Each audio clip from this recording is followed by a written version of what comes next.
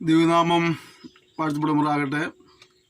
ഫിലിപ്പിയ ലേഖനം എന്ന വിഷയത്തിൻ്റെ 6ാമത്തെ സെക്ഷനിൽ വരുവാനായിട്ട് ദൈവത്തിനെ സഹായിച്ച് ഓർത്ത് ഞാൻ ദൈവത്തെ സ്തുതിക്കുന്നു, സ്തോത്രം ചെയ്യുന്നു. നിങ്ങൾക്ക് ഏവർക്കും കർത്താവായ യേശുക്രിസ്തുവിന്റെ നാമത്തിൽ സ്നേഹവന്ദനങ്ങളെ അറിയിക്കുകയാണ്. നിങ്ങൾ നൽകുന്ന പ്രോത്സാഹനത്തിന്, സഹകരണത്തിന്, പ്രാർത്ഥനയുടെ പിൻബലത്തിനായി ഞാൻ നന്ദി പറയുന്നു. ദൈവം നിങ്ങളെല്ലാവരെയും ധാരാളമായി അനുഗ്രഹിക്കുമാറാകട്ടെ. കഴിഞ്ഞ സെക്ഷനിലൊക്കെ ദിവ്യാത്മാവ് നമ്മുടെ വിവിധ നിലകളിൽ സംസാരിപ്പാൻ ഇടയായി തീർന്നല്ലോ. നമുക്ക് ഈ സെക്ഷനിലും ദിവ്യാത്മാവിൻ്റെ ഇടപെടലുണ്ടാകുവാനായിട്ട് നമുക്ക് വളരെ ആത്മാർത്ഥമായി പ്രാർത്ഥനയോടെ സെക്ഷനായി പുറത്താൻ സഹായിക്കുമാറാകട്ടെ. കഴിഞ്ഞ സെക്ഷനിൽ നാം 2-ാം അധ്യായത്തിൻ്റെ 30-ാമത്തെ വചനം വരെ ധ്യാനിച്ചുകൊണ്ടിരിക്കുകയായിരുന്നു. നാം ഇന്ന് 3-ാം അധ്യായത്തിൻ്റെ ഫിലിപ്പിയ ലേഖനം 3-ാം അധ്യായത്തിൻ്റെ 1-ാമത്തെ വാക്യം മുതൽ നമ്മൾ ചിന്ത ആരംഭിക്കുന്നു. ഒടുവിൽ സഹോദരന്മാരെ, കർത്താവിൽ സന്തോഷിപ്പീൻ. അതേ കാര്യം നിങ്ങൾക്ക് പിന്നെയും എഴുതുന്നതിൽ എനിക്ക് മടുപ്പില്ല. നിങ്ങൾക്കിത് ഉറപ്പാകുന്നു. ഞാൻ ഈ ആദ്യത്തെ സെക്ഷനിൽ ഓർമ്മിപ്പിച്ചിരുന്നു, ഫിലിപ്പിയ ലേഖനം സന്തോഷത്തിൻ്റെ ലേഖനമായിട്ടും വേദപണ്ഡിതന്മാർ കരുതുന്നു അല്ലേ. നമ്മൾ 2-ാം അധ്യായത്തിലും ഈ ഒരു ആശയം സന്തോഷിപ്പിക്കുന്നതായ പൗലോസിൻ്റെ ആഹ്വാനം നമ്മൾ വായിച്ചതാണ്. ഇവിടെ വീണ്ടും പൗലോസ് പറയുക, ഒടുവിൽ എൻ്റെ സഹോദരന്മാരെ, കർത്താവിൽ സന്തോഷിപ്പീൻ. അതേ കാര്യം നിങ്ങൾക്ക് പിന്നെയും എഴുതുന്നതിൽ എനിക്ക് മടുപ്പില്ല. നിങ്ങൾക്കത് ഉറപ്പുമാകുന്നു. അപ്പോൾ സന്തോഷിക്കാനുള്ള ഒരുപാട് വകകളുണ്ടല്ലോ ലോകത്തിൽ അല്ലേ. ഒരുപാട് വിനോദോപാധികളുള്ള ഒരു ലോകത്ത് നമ്മൾ ജീവിക്കുന്നത്. സന്തോഷത്തിന് വേണ്ടി മനുഷ്യൻ പലതും കണ്ടുപിടിച്ചിട്ടുണ്ട്. പക്ഷേ സന്തോഷത്തിന് വേണ്ടി മനുഷ്യൻ കണ്ടുപിടിച്ച പല മാർഗങ്ങളും ഒരു ചതിക്കുഴിയായി വാവിളർന്ന് അവനെയും അവൻ്റെ ആരോഗ്യത്തെയും അവൻ്റെ സമ്പത്തിനെയും അവൻ്റെ കുടുംബത്തെയും ഒക്കെ തകർക്കുന്നതായ അനുഭവങ്ങൾ നാം ചുറ്റുപാട് കണ്ടുകൊണ്ടിരിക്കുക. സന്തോഷത്തിന് വേണ്ടി, സമാധാനത്തിന് വേണ്ടി മനുഷ്യൻ ലഹരി വസ്തുക്കളിൽ അഭയം ചൊല്ലാറുണ്ട്. അത് സംഭവിക്കുന്നതാണ്, ആ ലഹരി വസ്തുക്കളിൽ അഭയം ചൊല്ലിയവർ അവരുദ്ദേശിച്ച സന്തോഷവും സമാധാനം കൈവരിക്കുവാനും കഴിയാതെ നിരാശരായിട്ട് അവരുടെ ജീവിതം അവസാനിപ്പിക്കാൻ ആഗ്രഹിച്ചവരും അവസാനിപ്പിച്ചവരും നമ്മുടെ ചുറ്റുപാടുകളിൽ അല്ലേ. തന്നെയല്ല, അവർ സന്തോഷത്തിന് വേണ്ടി ലഹരി വസ്തുക്കൾ ഉപയോഗിച്ച് ഭവനത്തിൽ കടന്നു വരുമ്പോൾ ഭവനത്തിലുള്ള മറ്റുള്ളവരുടെ സന്തോഷവും സമാധാനം നഷ്ടപ്പെടുകയാണ്. ഒരുത്തൻ സമാധാനത്തിന് വേണ്ടിയോ സന്തോഷത്തിന് വേണ്ടിയോ ലഹരി വസ്തുക്കൾ ഉപയോഗിച്ച് അവനവൻ്റെ വീട്ടിൽ കടന്നു വരുമ്പോൾ സംഭവിക്കുന്നതാണ്, അവൻ്റെ വീട്ടിലുള്ള മറ്റുള്ളവരെ സമാധാനവും സന്തോഷവും എല്ലാം പോവുകയാണ് അല്ലേ. ചില പിതാക്കന്മാർ വീട്ടിലേക്ക് വരുന്നത് കാണുമ്പോൾ കുഞ്ഞുങ്ങളെ ഓടി കട്ടിലിൻ്റെ അടിയിൽ ഒളിക്കുകയാണ്. ഒരുപാട് കുടുംബങ്ങൾ സംഭവിക്കുന്നുണ്ട്. ഭാര്യ വീടിൻ്റെ പുറത്ത് ഇറങ്ങി എവിടെയെങ്കിലും പോയി ഒളിച്ചു നിൽക്കുകയാണ്. കാരണം എന്ന് വെച്ചാൽ ഇവൻ വന്നാൽ ഇവിടെ എന്തെല്ലാം സംഭവിക്കുന്നത് പറയാൻ കഴിയുകയില്ല. ഭർത്താവ് വരുമ്പോൾ മക്കൾ ഓടി വിളിക്കുന്നു, പിതാവ് വരുമ്പോൾ മക്കൾ ഓടി വിളിക്കുന്നു, ഭർത്താവ് വരുമ്പോൾ ഭാര്യ ഓടി വിളിക്കുന്നു, സഹോദരൻ വരുമ്പോൾ സഹോദരിമാർ ഓടി വിളിക്കുന്നു അല്ലേ. പല നിലകളിലാണ്. ലഹരിയുടെ ഉപയോഗം മുഖാന്തരമായി അനേക കുടുംബങ്ങൾ നശിക്കുന്നു. ഈ ഉപയോഗിക്കുന്നതിന് മാത്രമല്ല, ഉപയോഗിക്കുന്ന നശിക്കുന്നതോടൊപ്പം തന്നെ അവൻ്റെ ആരോഗ്യം നശിക്കുകയാണ്. അവനൊരു കുടുംബത്തിൻ്റെ നാഥനായി കുടുംബത്തെ പോറ്റേണ്ട ഉത്തരവാദിത്തമുള്ളവനായിരിക്കാം. അവൻ്റെ ആരോഗ്യം നശിക്കുന്നവൻ രോഗിയായി തീരുന്നതോടുകൂടി ആ കുടുംബം അനാഥമാവുകയാണ്. അവൻ്റെ സമ്പത്ത് നശിക്കുന്നു. വരും തലമുറയ്ക്ക് വേണ്ടി വരേണ്ടതായ അവരുടെ കുഞ്ഞുങ്ങൾ യഥാമണ്ണം പഠിക്കാൻ കഴിയുന്നില്ല, അവരുടെ ഫീസ് അടയ്ക്കാൻ കഴിയുന്നില്ല, പുസ്തകം വാങ്ങാൻ കഴിയുന്നില്ല. അങ്ങനെയൊക്കെ പല നിലകളിലുള്ള നഷ്ടങ്ങൾ, കോട്ടങ്ങൾ സംഭവിക്കുന്നു ലഹരിയുടെ അമിത ഉപയോഗവുമായി. നിൽക്കുന്നവരാരെങ്കിലൊക്കെ ലഹരി വസ്തുക്കൾ ഉപയോഗിക്കുന്നുണ്ടെങ്കിൽ നിശ്ചയമായിട്ട് ഞങ്ങളോട് പറയുന്നത് ആ ദുശ്ശീലങ്ങളിൽ നിന്ന് ഒഴിവാകുന്നുള്ളൂ. ചിലർ പറയാറുണ്ട്, അയ്യോ എനിക്കതിന് കഴിയുന്നില്ല, ആഗ്രഹമുണ്ട്. ദൈവം സഹായിക്കും. ഒരു കാലഘട്ടത്തിൽ ഒരു തികഞ്ഞ മദ്യപാനിയായിരുന്നു ഞാനും. എൻ്റെ നാട്ടിൽ അന്നുണ്ടായിരുന്നതായ ഒരു വിധപ്പെട്ട ബാറിലെല്ലാം കയറി മദ്യം കഴിക്കുന്ന സ്വഭാവം എനിക്കുണ്ടായിരുന്നു. ഞാൻ കാലഘട്ടങ്ങളിൽ ഫോറസ്റ്റ് ഡിപ്പാർട്ട്മെൻറ്റ് ജോലി ചെയ്യുന്ന സമയമായിരുന്നു. ആ ഫോറസ്റ്റ് ഡിപ്പാർട്ട്മെൻറ്റ് ജോലി ചെയ്യുന്ന സമയത്ത് ഞങ്ങളുടെ ആ റേഞ്ചിൻ്റെ പരിധിക്കുള്ളിൽപ്പെട്ട ആ വനപ്രദേശത്താണ് അനേകരും ചാരായം വാറ്റി വിറ്റുകൊണ്ടിരുന്നത്. അതുകൊണ്ട് ഞങ്ങൾ കടന്നു ചെന്ന ഏതൊരു വനത്തിൻ്റെ ഏരിയയിലും അവിടെ വാറ്റുന്നവർ ഞങ്ങൾക്ക് ഈ സാധനം ഫ്രീ ആയിട്ട് നൽകും. അവർ ഉപദ്രവിക്കാണ്ടിരിക്കാൻ വേണ്ടിയുള്ള ഒരു കീഴ്വഴക്കമാണ്. മദ്യം കഴിക്കുന്നവരായ ആളുകളെ സംബന്ധിച്ചിടത്തോളം ഇത് സൗജന്യമായി കൂടെ കിട്ടുമ്പോൾ കാശ് കൊടുത്ത് കുടിക്കാൻ അവർ തയ്യാറാകുന്ന സമയത്താണ് സൗജന്യമായി കിട്ടുന്നത്. അപ്പോൾ അതുകൊണ്ട് മദ്യപാനത്തിനെ കുറച്ചും കൂടെ ആക്കം കൂടാൻ സാധ്യതയുണ്ട്. ഞാനൊരു കോപ്പറേറ്റീവ് സൊസൈറ്റി ജോലി ചെയ്ത കാലഘട്ടം ഉണ്ടായിരുന്നു. മാന്യമായ ശമ്പളമുണ്ട്. പക്ഷേ ആ കിട്ടുന്ന കാശ് മുഴുവന് മദ്യം കഴിക്കുകയും സമയത്ത് ജോലിക്ക് ഇല്ലാതെ ഇപ്പോൾ അവിടെ ജോലിയിൽ നിന്ന് പറഞ്ഞു വിട്ടു. അവിടെ ഒരുപാട് എന്നോട് ക്ഷമിച്ചു.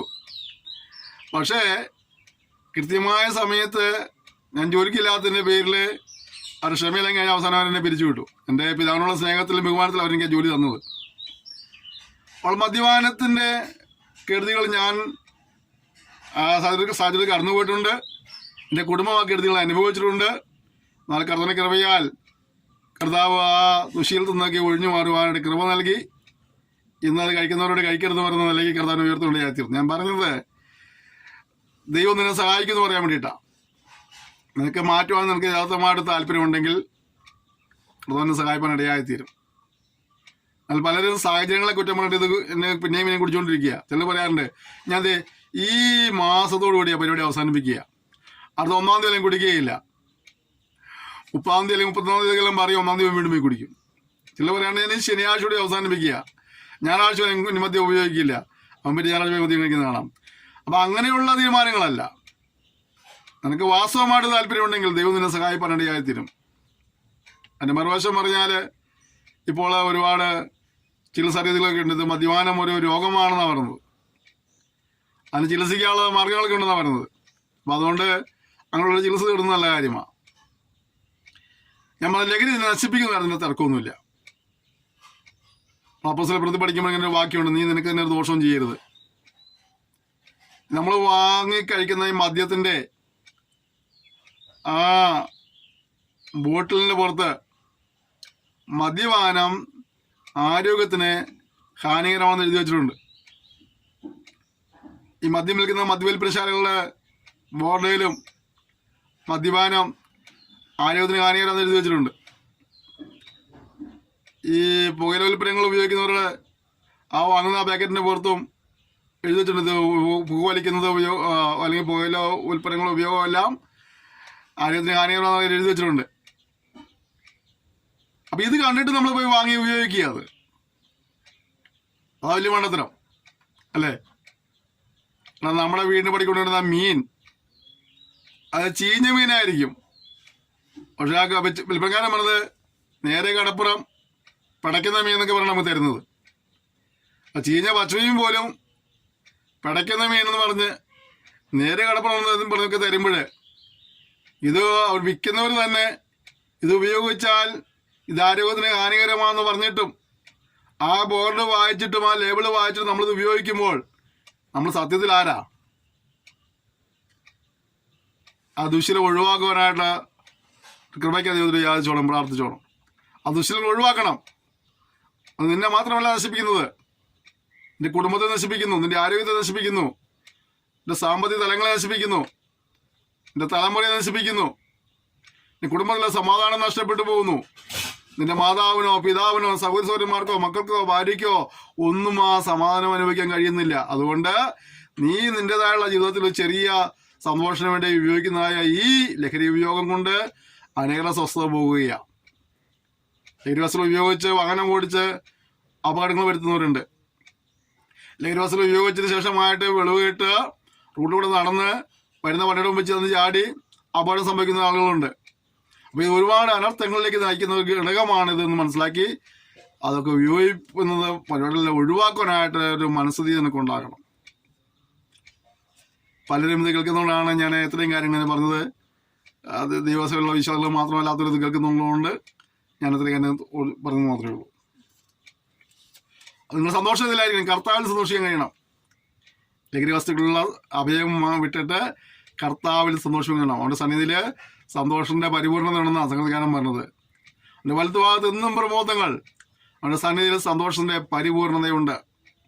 ഈ ലഹരി വസ്തുക്കൾ സന്തോഷം കണ്ടെത്താൻ പോയാൽ കുറച്ച് കഴിയുമ്പോൾ ആ സന്തോഷം നഷ്ടപ്പെടും. ലഹരിയുടെ കെട്ടുവിട്ട് കഴിയുമ്പോൾ പിന്നെയും ലഹരി വസ്തു ഉപയോഗിക്കാൻ തോന്നും, അല്ലേ? അതൊരു നിരാശബോധം ഉണ്ടാവും. ചിലർ ലഹരി ഉപയോഗിക്കുന്ന ആളുകൾ ലഹരി കിട്ടാതെ കഴിയുമ്പോഴുള്ള അവരെ വെപ്രാളങ്ങളെ കാണാറുണ്ട്. അപ്പം അതുകൊണ്ട് പ്രിയപ്പെട്ടവരെ, ആ സന്തോഷമാർഗം ഒഴിവാക്കി ക്രിസ്തുവിൽ സന്തോഷിപ്പാൻ, കർത്താവിൽ സന്തോഷിപ്പാനായിട്ട്, ആ സന്തോഷത്തിന്റെ പരിപൂർണത അനുഭവിക്കാനായിട്ട് കർത്താവ് നിങ്ങളെ സഹായിക്കട്ടെ.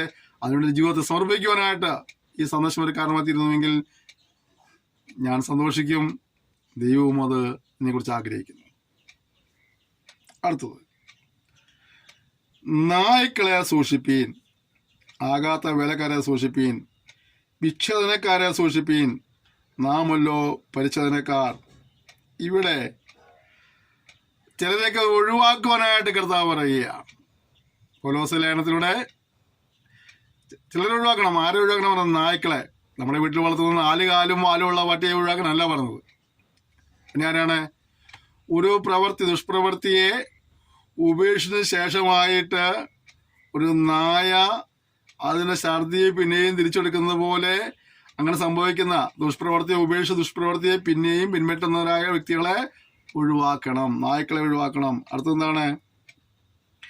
ആകാത്ത വിലക്കാരെ സൂക്ഷിക്കണം. എല്ലാവരും ഒന്നും കർത്താവിൻ്റെ വിലക്കാരൊന്നുമല്ല. കർത്താവിൻ്റെ പേരും പറഞ്ഞ് വിലയുടെ പേരും പറഞ്ഞ് തട്ടിപ്പ് നടത്തുന്ന ഒരുപാട് പുള്ളികളുണ്ട്. അവിടെ സൂക്ഷിക്കണം. പലപ്പോഴും അബദ്ധം എന്താ അറിയാവോ? സത്യസുവിശേഷം പറയുന്ന സത്യമായി നിൽക്കുന്ന വിലക്കാരെ പലരും തിരിച്ചറിയാറില്ല. പകരം ഈ വകയുള്ള കള്ളനാളങ്ങളുടെ കാര്യത്തിൽ വിടുകയും അവരെ വഞ്ചിക്കപ്പെടുകയും ചെയ്ത് കഴിഞ്ഞ ശേഷമാണ് അവർ സത്യം തിരിച്ചറിയുന്നത്. അപ്പോൾ പറയും വിലക്കാരെല്ലാവരും മോശമെന്ന് പറയും. സത്യത്തിലെ എല്ലാ വിലക്കാരും മോശമൊന്നുമല്ല. സത്യസന്ധമായി കർത്താവിനെ വില ചെയ്യുന്ന ഒരുപാട് ദൈവദാസന്മാരുണ്ട്. അതേസമയം കള്ളനാണയങ്ങളെ മേൽക്കൂടുതൽ വിലസുന്നുണ്ട്. അവയാണ് നമ്മൾ തിരിച്ചറിയേണ്ടതും സൂക്ഷിക്കേണ്ടതും അകറ്റി നിർത്തേണ്ടതും. വിച്ഛേദനക്കാരെ സൂക്ഷിപ്പീൻ, അത് പരിച്ഛേദനക്കാരുള്ള പറഞ്ഞത്. എന്നാൽ നമ്മൾ സൂക്ഷിക്കേണ്ട കാര്യം എന്താണ്? അങ്ങനെയുള്ളവരെ, വേർപാടില്ലാത്ത പ്രമാണമില്ലാത്തവരെ നമ്മൾ ഒഴിവാക്കി നിർത്തുക മാത്രം നമ്മൾ മനസ്സിലാക്കുക. നാമല്ലോ പരിച്ഛേദനക്കാർ. നമ്മളാരാണ്? ഇവിടെ ശരീരത്തിലുള്ള പരിശോധനയേക്കാൾ ഹൃദയത്തിലുള്ള പരിശോധനയാണ് ദൈവം ആഗ്രഹിക്കുന്നത്. മനസ്സിലാകുന്നുണ്ടല്ലോ? പരിശോധന പറഞ്ഞാൽ എല്ലാവർക്കും മനസ്സിലാകുമെന്ന് വിശ്വസിക്കുന്നു. പരിശോധനക്കാരെന്ന് പറയുന്നത് എന്താണ്? ശാരീരികമായുള്ള പരിശോധനയേക്കാൾ അധികമായിട്ട് ദൈവം ആഗ്രഹിക്കുന്നത് ഹൃദയത്തിലുള്ള പരിശോധനയാണ്. ഹൃദയത്തിൽ നിന്ന് ആവശ്യമില്ലാതെ നീക്കം ചെയ്തുകൊണ്ട് ആവശ്യമുള്ള സ്വീകരിക്കുന്ന ഒരു ജീവിതം നയിക്കൂടെ കർത്താവ് നമ്മെ സഹായിക്കുമ്പോഴാകട്ടെ. അതാണ് ദൈവം നമ്മളിൽ നിന്ന് പ്രതീക്ഷിക്കുന്നത്. അടുത്തത്, ദൈവത്തിന്റെ ആത്മാവ് കൊണ്ട് ആരാധിക്കുകയും ക്രിസ്തുവേശുവിൽ പ്രശംസിക്കുകയും ജഡത്തിൽ ആശ്രയിക്കാതിരിക്കുകയും ചെയ്യുന്ന നാം തന്നെയാണ് ദൈവമക്കൾ. മനസ്സിലായില്ലേ? എന്തൊക്കെയാണ് ചെയ്യുന്നത്? 1, കർത്താവിനെ ആത്മാവ് കൊണ്ട് ആരാധിക്കുന്നു. 2, ക്രിസ്തുവേശുവിൽ പ്രശംസിക്കുന്നു.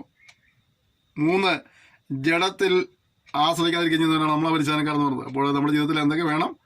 കർത്താവിനെ ആത്മാവിൽ ആരാധിക്കണം. സത്യനമസ്കാരികൾ പിതാവിനെ സത്യത്തിലും ആത്മാവിലും ആരാധിക്കുന്നു. അടുത്തെന്താണ്? ക്രിസ്തുവിനെ പ്രശംസിക്കണം. ക്രിസ്തുവേശുവിലല്ലാതെ വേറെ എന്തിലും പ്രശംസിക്കണം. പിന്നെ പ്രിയപ്പെട്ടവരെ, നമ്മൾ അതിലൊന്നും പ്രശംസിക്കുന്ന കാര്യമില്ല. അതൊന്നും ഇല്ലെന്നേ, ഒക്കെ സീറോയാ. എന്തെല്ലാം പദവി ഉണ്ടെങ്കിലും എന്തെല്ലാം സ്ഥാനമുണ്ടെങ്കിലും ഇനി എന്തെല്ലാം കിട്ടാൻ പോയല്ലോ, അതിലൊന്നും പ്രശംസിക്കാൻ വകയൊന്നുമില്ല. എന്തെങ്കിലും പ്രശംസിക്കണമെങ്കിൽ ക്രിസ്തുവേശുവിൽ മാത്രമാണ്. കർത്താവ് കരുണ കാണിച്ചുകൊണ്ടാണ് നമ്മളിവിടെ എത്തിയിരിക്കുന്നത്. ഞാനിന്ന് സ്ക്രീനിലൂടെ നിങ്ങളോട് സംസാരിക്കുമ്പോൾ മനസ്സിലാക്കണം, ഇതൊന്നും ഞാൻ അർഹനായിരുന്നില്ല, യോഗ്യനായിരുന്നില്ല. വേദവസ്വം തൂക്കി വെച്ച മനുഷ്യനാ ഞാൻ. ദൈവമക്കളെ കളയാക്കി നടന്നൊരു മനുഷ്യനാ. ആ കർത്താവിന്റെ കൃപയാൽ അവൻ എന്നെ വിളിച്ച് വേർതിരിച്ചു. ഈ പുസ്തകം ചുമപ്പാൻ, തോളത്ത് ചേർത്ത് പിടിക്കാനായിട്ട്, ഇത് പഠിക്കുവാനും പഠിച്ചാലും മറ്റുള്ളവരെ പഠിപ്പിക്കുവാനായിട്ട് കർത്താവ് എനിക്ക് കൃപ വന്നതുകൊണ്ടാണ്. അല്ലാണ്ട് വേറെ ഒരു ഗുണവും എന്നിലില്ല. അപ്പോൾ പ്രശംസിക്കാനാണെങ്കിൽ കർത്താവ് മാത്രമേ പ്രശംസിക്കാനുള്ളൂ. എൻ്റെ പഠിപ്പിലോ വിദ്യാഭ്യാസത്തിലോ വ്യവസായപരമായ ഡിഗ്രിയിലോ ഒന്നും പ്രശംസിക്കാനില്ല. ഓക്കെ, അടുത്തത് എന്താണ്? ജഡത്തിൽ ആശ്രയിക്കാതിരിക്കുക. പണ്ടൊക്കെ എനിക്ക് ഒരു ചെറിയ ചിന്തയൊക്കെ ഉണ്ടായിരുന്നു, നമ്മളതൊക്കെ സംതിങ് ആണെന്നുള്ളത്. ഒന്നുമില്ലെന്ന് കർത്താവ് പഠിപ്പിച്ചു. ഞങ്ങളുടെ നാട്ടിൽ ഞങ്ങൾ താമസിച്ചിട്ടുണ്ടായ എൻ്റെ ചെറുപ്പത്തിൽ ഞാൻ താമസിക്കുന്ന സ്ഥലത്തൊക്കെ എൻ്റെ ചെറുപ്രായത്തിലൊക്കെ ഞങ്ങളുടെ വീടുകളിൻ്റെ അടുത്ത വീടുകളിലൊക്കെ എന്തെങ്കിലും ഒരു ആപത്തോ അനർത്ഥം ഉണ്ടാവുകയോ ഒരു പാമ്പ് കയറുകയോ ചെയ്തെങ്കിൽ ആദ്യം എന്നെ ഓടി ഒന്ന് വിളിക്കുക. ആ പാമ്പിനെ കൊല്ലാനും രോഗി ആശുപത്രി കൊണ്ടുപോകാനും മറ്റുള്ള എന്തെങ്കിലും കാര്യത്തിനൊക്കെ ഓടാനും ചാടാനും ഒക്കെ അങ്ങനെ കാണുന്ന ഒരു കാലഘട്ടം എനിക്കുണ്ടായിരുന്നു. അപ്പം എല്ലാവരും എന്നെ വിളിക്കുമ്പോൾ എനിക്കെന്നെ ഒരു ഒരു ഒരു സ്വയം അഹങ്കാരമൊക്കെ ഉണ്ടായിരുന്നു. എന്താണ് ഞാൻ സംതിങ് ആന്നുള്ളത്. അവസാനം ഒരു പാമ്പിനെ പോയിട്ട് ഈച്ചനെ പോലും അടിക്കാൻ പറ്റുന്ന കാലം നിലയ്ക്ക് എന്നെ കൈയാക്കി തീർത്തു. അപ്പോൾ മനസ്സിലായി ഞാനൊന്നുമല്ല അല്ലേ. ഇന്ന് പാമ്പിനെ അടിക്കാറില്ല. പാമ്പിനെ അടിച്ച പാമ്പിനെ ഒഴിക്കുമ്പോൾ മടി വേറെ ഒഴിക്കും. അതുകൊണ്ടാണ് കഴിക്കാനുള്ള സ്വാധീനമുള്ളത്. ഒന്നുമില്ല. ഞാൻ പറഞ്ഞത് നമുക്ക് ഈ ജഡമെന്ന സാധനം എന്തേ ഉള്ളൂ. ഏത് മനുഷ്യനും കുറച്ച് നിന്നാലും ഒരു ശ്വാസം മാത്രമേ എത്ര വലിയ ഫയൽവാനാന്ന് പറഞ്ഞാലും 6 പാക്കോ ഞാനേക്കാൾ കൂടുതൽ ബാക്കൊക്കെ ഉള്ളവരാണെങ്കിലും നമ്മൾ വലിച്ചു പുറത്തേക്ക് വിട്ട ശ്വാസം പിന്നെ അകത്തേക്ക് വലിക്കാൻ കഴിയുന്നില്ലെങ്കിൽ നമ്മുടെ പേര് തന്നെ മാറി. എത്ര പ്രഗത്ഭനായാലും പ്രശസ്തനായാലും പിന്നെ പറയുക ശാപം എപ്പോഴാണ് എടുക്കണമെന്ന് ചോദിക്കുക അല്ലേ. മരിക്കുന്നതിന് മുമ്പ് വരെയൊക്കെ അദ്ദേഹത്തെ സാറിനെ വിളിച്ചിട്ടുണ്ടാവും, യജമാനെ വിളിച്ചിട്ടുണ്ടാവും, പല പേരിൽ വിളിച്ച് ബഹുമാനിച്ച ആളുകളൊക്കെ ഉണ്ടാവും. പക്ഷെ മരിച്ചു കഴിഞ്ഞാൽ അവിടെ ചോദ്യം എന്താ അറിയാമോ? ശവം എപ്പോൾ എടുക്കും, ശവം എപ്പോൾ അടക്കും. അത്രേ ഉള്ളൂ നമ്മളൊക്കെ. അതുകൊണ്ട് ഇതിലൊന്നും വലിയ മസിലൊന്നും കാണിച്ച് ഞാൻ ആരാന്ന് അറിയാമോടാൻ ചോദിച്ചൊന്നും നടക്കരുത്. നീ ആരാ? ഒരു ശ്വാസമാ, അരിഞ്ഞ പുല്ലുപോലെ, മാറുന്ന നിഴലുപോലെ. അത്രയേ ഉള്ളൂ, ടോട്ടാലിറ്റി അത്രയേ ഉള്ളൂ. അതുകൊണ്ട് ദൈവസ്ഥനിലെ ഭയത്തോടെ ജീവിപ്പാനായി ജഡത്തിൽ ആശ്രയിക്കാതിരിക്കും. എന്നിട്ട് പൗലോസ് പറയാ, പക്ഷേ എനിക്ക് ജഡത്തിലും ആശ്രയിക്കാൻ വകയുണ്ട്.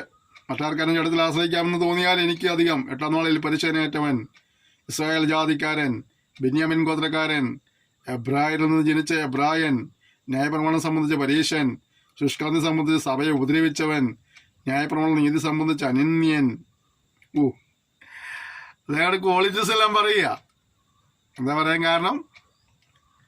പലരും അങ്ങനെയൊക്കെ പ്രശംസിക്കുകയാണെങ്കിൽ എനിക്കും പ്രശംസിക്കണ്ട. ഞാൻ ചില പറയാല്ലേ, ഞാൻ എൻ്റെ വീട്ടിലെ കുടുംബത്തിലെ ആളാണ്, എന്നെ ഇന്നാരാണ്, വലിയ വലിയ സ്ഥാനത്തിരിക്കുന്ന ആൾക്കാർ എൻ്റെ അളിയൻ എങ്ങനെയാണ്, ചേട്ടൻ എങ്ങനെയാണ് ഒക്കെ പറയാറുണ്ട് അല്ലേ. എൻ്റെ ഒരു കൂട്ടുകാരനുണ്ടായിരുന്നു, ഞങ്ങളെന്നെ മജിസ്ട്രേറ്റ് എന്ന് വിളിക്കുക. പുള്ളിയുടെ ആകുന്ന ബന്ധത്തിൽ ആരോ ഒരാൾ മജിസ്ട്രേറ്റായിരുന്നു. പുള്ളി എവിടെ ചെന്നാലും ഈ മജിസ്ട്രേറ്റിൻ്റെ പേരിലാണ് പുള്ളി അറിയാനായിട്ട് പുള്ളിയെ പരിചയപ്പെടുത്തുക. എങ്ങനെയാണ് ഇന്ന മജിസ്ട്രേറ്റിനെ അറിയുമോ, ഇന്ന മജിസ്ട്രേറ്റ് എൻ്റെ ഇന്നാരാണ് എന്ന് പറഞ്ഞിട്ട് പുള്ളി പരിചയപ്പെടുത്തുക. അപ്പം ഞങ്ങൾ അവനെ വിളിക്കുന്നത് മജിസ്ട്രേറ്റ് എന്നാണ്. അവൻ മജിസ്ട്രേറ്റ് ആയിട്ടല്ല, അവൻ ഈ പേരിൽ എപ്പോഴും അറിയപ്പെടുന്നതിൻ്റെ പേരിൽ. അപ്പോൾ നമ്മൾ നമ്മുടെ കുടുംബത്തിലെ ആരെങ്കിലൊക്കെ വലിയ വലിയ ആൾക്കാർ നമ്മൾ അവരുടെ പേരിൽ അറിയപ്പെടാൻ ആഗ്രഹിക്കുക അല്ലേ. പൗലോസ് പറയാം, എനിക്ക് പ്രശംസിക്കാൻ ഒരുപാട് കാര്യങ്ങളൊക്കെ ഉണ്ടായിരുന്നു. ഞാൻ ആരാണ്? ഞാൻ 8-ാം നാളിൽ പരിശീലനേറ്റവനാ, ഞാൻ ഇസ്രായേൽ ജാതിക്കാരനാ, ബെന്യാമിൻ ഗോത്രക്കാരനാ, എബ്രായരിൽ നിന്ന് ജനിച്ച എബ്രായനാ, ന്യായപ്രമാണം സംബന്ധിച്ച് പരീക്ഷനാ, ശുഷ്കാന്തി സംബന്ധിച്ച സഭയെ ഉപദ്രവിച്ചവൻ, ന്യായപ്രമാണം നീതി സംബന്ധിച്ച് അനന്യൻ. ഇത്രയും ക്വാളിറ്റീസ് എല്ലാം കൂടെ പറഞ്ഞിട്ട് പുള്ളി ലാസ്റ്റ് വന്ന വാചകമാണ് മനസ്സിലാവേണ്ടത്. എങ്കിലും എനിക്ക് ലാഭമായിരുന്നു ഒക്കെ ഞാൻ ക്രിസ്തു നിമിത്തം ഛേദമെന്ന് എണ്ണിയിരിക്കുന്നു. കുറേ കാര്യങ്ങളെല്ലാം പറഞ്ഞിട്ട് പറയാം, ഇടവുള്ള ഇതെല്ലാം ഉണ്ടെങ്കിലും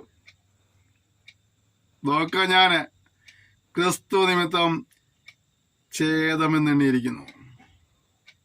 നമുക്ക് ഒരു മനോഭാവത്തിൽ വരുവാനായി കർത്താവ് നമ്മെ സഹായിക്കുമാറാകട്ടെ. അത്രയും വരെ എൻ്റെ കർത്താവായ ക്രിസ്തുയേശുവിനെ കുറിച്ചുള്ള പരിജ്ഞാനത്തിൻ്റെ ശ്രേഷ്ഠത നിമിത്തം ഞാൻ ഇപ്പോഴും എല്ലാം ഛേദമെന്ന് എണ്ണുന്നു. ഇപ്പോഴത്തെ നിലയിൽ വിശ്വാസി വന്നതിന് ശേഷമായിട്ട് എന്തെല്ലാം ഉണ്ടെങ്കിലും അതെല്ലാം എന്ത് ചെയ്യാണ്? ഞാൻ ക്രിസ്തു നിമിത്തം ഛേദമെന്ന് എണ്ണിയിരിക്കുന്നു. അത്രയും വരെ എൻ്റെ കർത്താവായ ക്രിസ്തുയേശുവിനെ കുറിച്ചുള്ള പരിജ്ഞാനത്തിന്റെ ശ്രേഷ്ഠ നിമിത്തം ഞാൻ ഇപ്പോഴും എല്ലാം ചെന്നു നിന്നു. കർത്താവിനെ എത്രമാത്രം മനസ്സിലാക്കി കഴിഞ്ഞപ്പോൾ മനസ്സിലായി, കർത്താവിന്റെ മഹത്വം മനസ്സിലാക്കുന്നവരും ലോകത്തിലുള്ളതെല്ലാം ചവറാണെന്ന് പുള്ളിക്ക് ബോധ്യമായി. വിമാനയാത്ര ചെയ്തിട്ടുള്ളവർക്ക് അറിയാം, വിമാനം എത്ര കണ്ട് ഉയരത്തിലേക്ക് പോകുന്നുവോ അത്രയും നമ്മൾ താഴേക്ക് നോക്കുമ്പോൾ താഴെയുള്ളതായ എല്ലാ വസ്തുക്കളും വളരെ വളരെ ചെറുതായിരിക്കും അല്ലേ. വലിയ വലിയ ഫ്ലാറ്റുകൾ, വലിയ എന്താ പറയുക, വലിയ വലിയ ബിൽഡിങ്ങിൻ്റെ മുകളിലൊക്കെ ഗോപുരങ്ങളൊക്കെ പണിതുള്ള ആളുകൾ, അങ്ങനെയുള്ള സംഭവങ്ങളൊക്കെ ഉണ്ട്.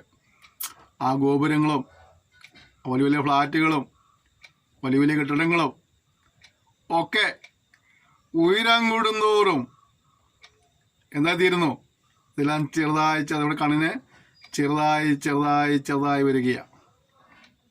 നല്ല ഫ്ലൈറ്റ് താഴേക്ക് വരുമ്പോൾ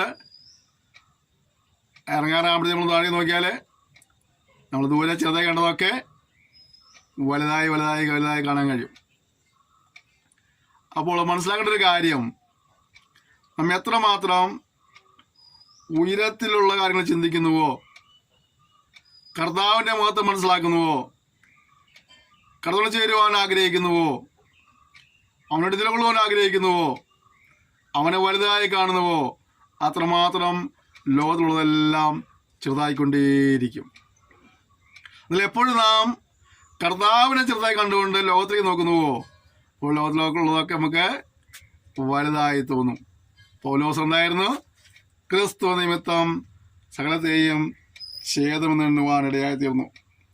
ഞാൻ ക്രിസ്തു നേടേണ്ടതിന് ന്യായപ്രമാണത്തിൽ നിന്നുള്ള എൻ്റെ സ്വന്തം നീതിയല്ല, ക്രിസ്തുവിനുള്ള വിശ്വാസം മൂലം ദൈവം വിശ്വസിച്ച് നൽകുന്ന നീതി തന്നെ ലഭിച്ച് അവനിലിരിക്കേണ്ടതിനും അവൻ്റെ മരണത്തോടെ അനുരൂപപ്പെട്ടിട്ട് അവനെയും അവൻ്റെ പുനരുദ്ധാനത്തിൻ്റെ ശക്തിയെയും കഷ്ടാനുഭവങ്ങളുടെ കൂട്ടായ്മയും അനുഭവിച്ചറിയേണ്ടതിനും ഇങ്ങനെ വല്ലവതിനെയും മരിച്ചവരുടെ ഇടയിൽ നിന്നുള്ള പുനരുദ്ധാനം പ്രാപിക്കണമെന്ന് വെച്ച് ഞാൻ അവൻ്റെ നിമിത്തം എല്ലാം ഉപേക്ഷിച്ച് ചവറ് എന്ന് എണ്ണുന്നു. എന്ത് ഉള്ള വിളിക്കുമോ? കർത്താവിനോട് കൂടെ ചേരണം, കർത്താവിനോടെ ആയിരിക്കണം, മരിച്ചവരിൽ നിന്ന് കർത്താവായ യേശുക്രിസ്തുവിനുള്ള പുനരുദ്ധാനം പ്രാപിക്കണം. അതുകൊണ്ട് എനിക്ക് അഭിമാനിക്കാവുന്ന ശ്രേഷ്ഠമെന്നുണ്ടാവുന്ന എല്ലാതിനെയും ഒഴിവാക്കിയിട്ട് അതിനെ നിസ്സാരം കണ്ടുകൊണ്ട് ഞാൻ ചവർന്ന് കണ്ടുകൊണ്ട് ഞാനിപ്പോൾ ഏറ്റവും ശ്രേഷ്ഠമായി കാണുന്നത് കർത്താവിനെയാണ്. പ്രിയപ്പെട്ടവരെ, നമുക്കും അപ്രകാരമുള്ളൊരു കാഴ്ചപ്പാട് വരും. കർത്താവ് സഹായിക്കട്ടെ. ഇവിടുത്തെ എല്ലാതിനെയും ഒഴിവാക്കിക്കൊണ്ട്, അല്ലെങ്കിൽ ഇതിനെല്ലാം നിസ്സാരം കണ്ടുകൊണ്ട്, ഇവിടെയുള്ള എല്ലാ സ്ഥാനവും മാനവും പദവിയും പണവും വീടും ഇതെല്ലാം നമ്മൾ ഉപേക്ഷിച്ച് കൊണ്ടുവരല്ലേ. അതിനേക്കൊക്കെ വലുതായിട്ട് നമ്മുടെ കർത്താവിനെ കാണുമ്പോൾ കർത്താവ് സഹായിക്കട്ടെ. കർത്താവായിരിക്കട്ടെ നമ്മളെ ശ്രേഷ്ഠം, കർത്താവായിരിക്കട്ടെ നമ്മളെ അഭിമാനം, കർത്താവാകട്ടെ നമ്മുടെ സന്തോഷം. അവനേക്കാൾ വലുതായിട്ട് ഒന്നും നമുക്ക് വേണ്ട, ഒന്നുമില്ല. അതുകൊണ്ടാ കർത്താവിന്റെ മൂല്യം മനസ്സിലാക്കിയാൽ, മാത്രം മനസ്സിലാക്കിയാൽ അവനേക്കാൾ വലുതായിട്ട് ഒന്നുമില്ല എന്ന് മനസ്സിലാക്കാൻ കഴിയും. അതുകൊണ്ടാ. ഓക്കെ, അടുത്തത് എന്നിട്ട് പൗലോസിന്റെ മറ്റൊരു കാര്യമുണ്ട് കേട്ടോ. ഇതെല്ലാം പൗലോസ് പറയുമ്പോഴും അവൻ തന്നെ കണ്ടു പറയാം. ലഭിച്ചു കഴിഞ്ഞു എന്നോ തികഞ്ഞവനായോ എന്നോ അല്ല, ഞാൻ ക്രിസ്തുയേശുവിനാൽ പിടിക്കപ്പെട്ടിരിക്കുന്നതുകൊണ്ട് എനിക്കും അത് പിടിക്കാമോ എന്ന് വെച്ച് പിന്തുടരുന്നത് അത്രയേ ഉള്ളൂ. ഇത്രയും കർത്താവിന്റെ കഷ്ടം സഹിച്ചവൻ, ത്യാഗം സഹിച്ചവൻ, ഒരുപാട് കാര്യം കർത്താവിന് ക്രിസ്തു നിമിത്തം ചവർന്ന് എന്നെ ഉപേക്ഷിച്ചവൻ, അവൻ പറയാ, ഞാനിപ്പോഴും ലഭിച്ചു എന്നൊന്നും പറയുന്നില്ല, തികഞ്ഞവനെന്നും പറയുന്നില്ല. യേശു ക്രിസ്തുവിനാൽ ഞാൻ പിടിക്കപ്പെട്ടതുകൊണ്ട് എനിക്കത് പിടിക്കാമോ എന്ന് വെച്ച് പിന്തുടരുന്നതേ ഉള്ളൂ. ഇവിടേക്കാണ് നമ്മുടെ ആൾക്കാരുടെ മണ്ടത്തരങ്ങൾ അല്ലേ. 2 മിനിറ്റ് പ്രാർത്ഥിക്കാൻ കഴിഞ്ഞാൽ, 2 മിനിറ്റ് പ്രസംഗിക്കാൻ കഴിഞ്ഞാൽ, 2 പാട്ട് പാടാൻ കഴിഞ്ഞാൽ, എന്തെങ്കിലും ചെറിയ താഴ്ന്നുകളൊക്കെ ഉണ്ടെങ്കിൽ, എന്തെങ്കിലും ചെറിയ പദവി കഴിഞ്ഞാൽ നമ്മളെക്കാൾ വലുതായിട്ട് ആരുമില്ല, നമ്മളാ ഏറ്റവും അല്ലേ. ഇങ്ങനെ ചിന്തിക്കുന്ന ഒരുപാട് പേരുണ്ട്. എടാ ഇത്രയും കർത്താവിന് ഇത്രയും കഷ്ടം വെച്ച മനുഷ്യൻ പറയാ ഞാനിപ്പോഴും ലഭിച്ചെന്ന് പറയുന്നില്ല, ഞാൻ തികഞ്ഞവനെന്ന് പറയുന്നില്ല. വല്ല വിധേനയും അത് പ്രാപിക്കുവാൻ കഴിയുമെന്ന് ചിന്തിച്ച് പിന്തുടരുകയാണ്.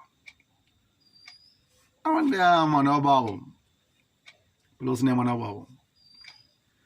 നമ്മളൊക്കെ നമ്മുടെ ജീവിതത്തിൽ പ്രാവർത്തികമായ ഒരുപാട് കാര്യങ്ങൾ നമ്മളിത് പാഠം പഠിച്ചുകൊണ്ടിരിക്കുക.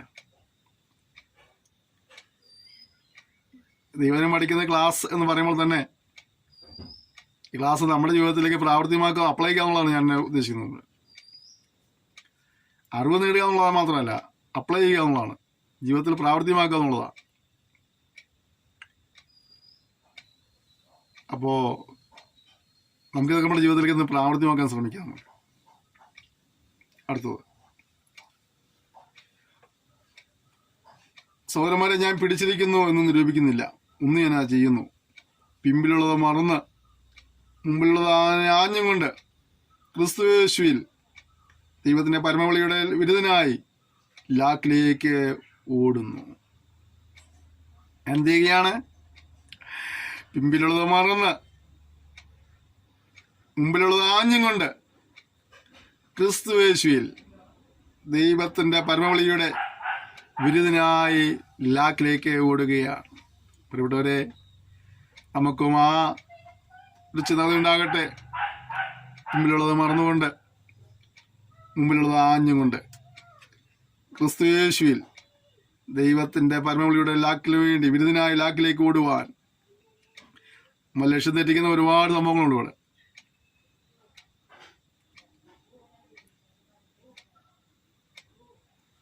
അതൊക്കെ വിചാരപ്പെടുമ്പോൾ കാണിക്കുമ്പോൾ അതിൻ്റെ പിറകെ ഓടി ലക്ഷ്യം തെറ്റി പോകരുത്, ട്രാക്ക് തെറ്റരുത്. ഓടുക എന്നുള്ളതല്ല, വിരുദ്ധ പ്രാപിക്കുക എന്നൊക്കെ ഓടണം എന്നുള്ളതാണ്. ട്രാക്ക് തെറ്റി ഓടിയ നമ്മുടെ ഒരു കായിക താരത്തിൻ്റെ വാർത്ത നമ്മൾ വളരെ വർഷം മുമ്പ് വായിച്ചിട്ടുണ്ട്, കേട്ടിട്ടുണ്ട്. ഓടാഞ്ഞിട്ടല്ല, ട്രാക്ക് തെറ്റിപ്പോയി, സമ്മാനം കിട്ടിയില്ല. നമ്മുടെ ജീവിതത്തിൽ ട്രാക്ക് തെറ്റി ഓടുവാനിട വരരുത്. വളരെ ഗൗരവത്തോടെ ചിന്തിക്കേണ്ടതായ ഒരു കാര്യമാണ് ട്രാക്ക് തെറ്റി ഓടരുത്. ഇതിനടുത്ത്, നമ്മിൽ തികവഞ്ഞവരൊക്കെയും ഇങ്ങനെ തന്നെ ചിന്തിച്ചുകൊള്ളുക. വല്ലതും നിങ്ങൾ വേറെ വിധമായി ചിന്തിച്ചാൽ ദൈവം അത് നിങ്ങൾക്ക് വെളിപ്പെടുത്തും. എന്നാൽ നാം പ്രാപിച്ചിരിക്കുന്ന പരിജ്ഞാനം തന്നെ അനുസരിച്ച് നടക്കുക. അപ്പം എന്തെങ്കിലുമൊക്കെ ആയിട്ടുണ്ടെന്ന് ചിന്തിക്കുന്നവരുണ്ടെങ്കിൽ പറഞ്ഞത് ഇതില്ല, ഞാനിതുവരെ ഒന്നും ആയിട്ടില്ലെന്ന് പറയാനുള്ളൊരു മനസ്സ് നമുക്കുണ്ടാകും.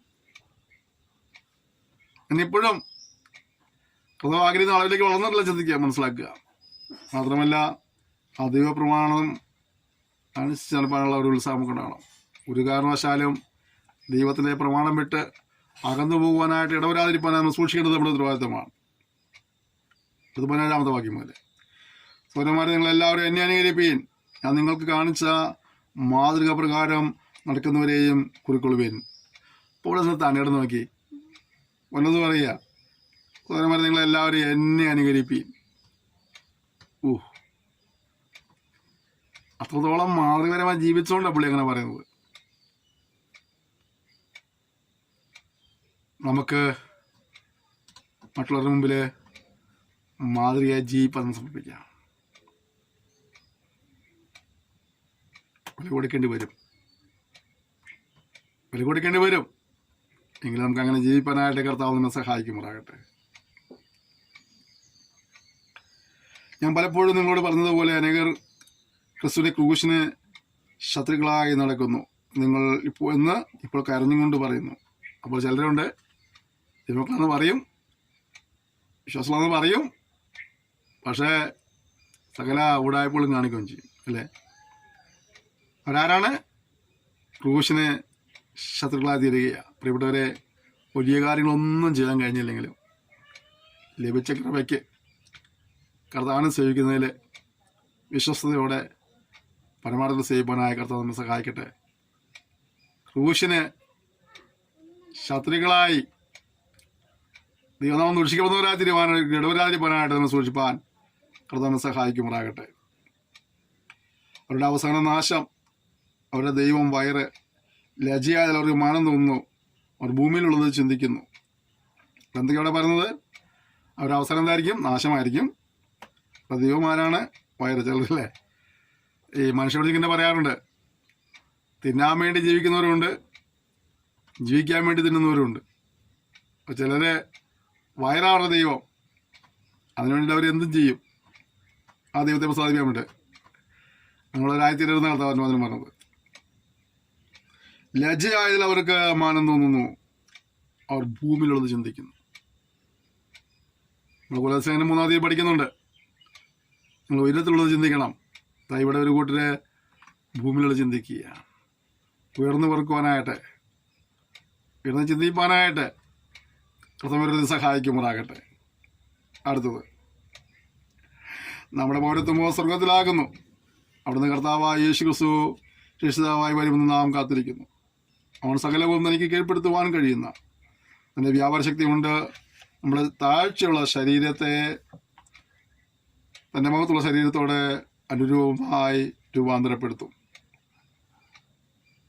പ്രിയപ്പെട്ടവരെ, നമ്മൾ വായിച്ച കാര്യം എന്താണ്? നമ്മുടെ പൗരത്വം എവിടെയാണ്? സ്വർഗത്തിലാകുന്നു.